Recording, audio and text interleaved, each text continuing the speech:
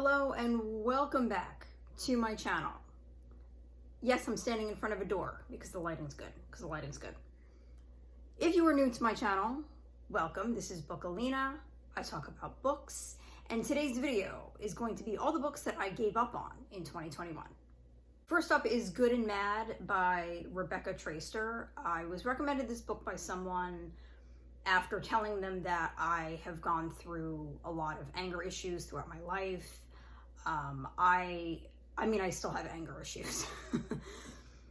And so she recommended this book to me, and it was kind of interesting, but I liked the message. It's basically about women and anger and how that's perceived in society as a bad thing, basically, and how it can actually be really useful. However, as I kept reading, the book veered pretty heavily into politics, and I really wasn't interested in that aspect of the book, and it looked like it was not veering anywhere else. It was really entrenched in the politics and how after certain individuals were elected, people were mad, and it's like, yeah, we know, like, that's all you saw in the news after, let's say, Donald Trump was elected. So it just lost me after that. So I stopped reading it. Next up is The Night Swim by Megan Golden. So this is a murder mystery thriller, and I have actually heard good things about this book, which makes me a little repentant that I put it down. I'm kind of like, maybe I should have given that like a better chance. And I don't know, I might pick it up at some point again, but it just wasn't really keeping my interest. I have heard that the audiobook is more engrossing than the actual book, and I was reading the actual book. So I don't know. It just didn't hold my interest, but I would be willing to take another look at it again. Let me know if you've read it and what you thought of it. John Dies at the End, David Wong. So this book I'm definitely going to go back to at some point. I keep hearing about how great it is. It was just, I went in completely blind. I had no idea what this book was about, and I thought it was really funny when I first started reading it. I was really entertained, and then it just kept like spewing off into all these different directions. And it got to the point where I couldn't follow it, and there was really nothing cohesive about it, and I was getting impatient. That's the word. I was getting impatient with this book. But I really do want to pick it up again because I've heard such amazing things about this book, and I really did like the writing. I thought it was entertaining and it was really funny. It was just so different from anything that I've read that I don't think I was quite prepared for it. Ghost Story by Peter Straub. I've talked about this book in several videos. I cannot get into his books. I don't know why. I have tried literally since I was a teenager, book after book after book, and I always put them down.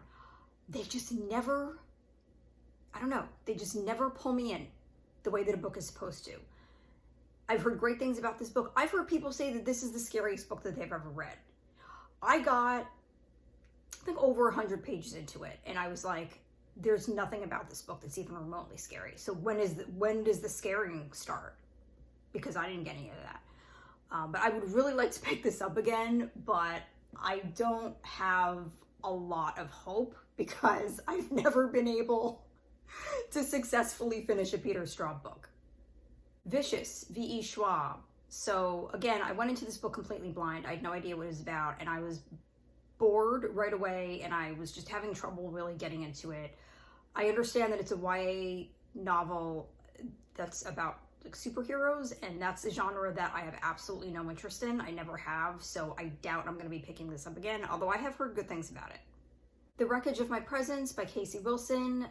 This is a book of essays that she wrote, and it was mildly entertaining, but it just wasn't enough to keep my interest. I got about halfway through it, and I finally just gave up because I just didn't feel any desire to pick it up again. I might try it again at some point, but there's like a ton of other books that I want to get through first. Like, this is like really last on my priority list. Shadow and Bone. So I've mentioned before that the character in this book has my name, and so I was intrigued I didn't hate it. I was just having a hard time getting through it. And again, I've heard really good things about this book, so I may want to pick it up again at some point. I know that it's really popular. I don't know. I mean, it's YA, so I'm not sure if maybe that's the issue, that I'm just so, like, far removed, like, age-wise from that mentality, that it's kind of hard for me to get into those kinds of stories. But I really like Colleen Hoover's books, and she's a YA writer, so I don't know. I'll probably go back to it at some point, but again, it's not super high on my priority list right now. Speaking of Colleen Hoover, the only book that I have stopped reading by this author is this one, Hopeless. It had a trope in it that I am just so sick of, and I just couldn't finish it. The bad boy, the unattainable, emotionally unavailable bad boy, I cannot read any more books with this freaking kind of character. So I just put it down because I was like, this is just totally not my thing. But I have read several of her other books, and I really did enjoy them. Last book that I recently gave up on was called Unfuck Yourself by Gary John Bishop. So I read a book last year, I believe, or was it this year? It was this year, called The Obstacle is the Way by, I think, Ryan Holiday is his name. And it's exactly what it sounds like. It's about overcoming adversity, pushing through life regardless of any issues or problems or obstacles that may arise. And I loved it. It was written in such a way that it felt like the author was talking to you. And it was just this like nonstop like pep talk, basically. And I really loved it.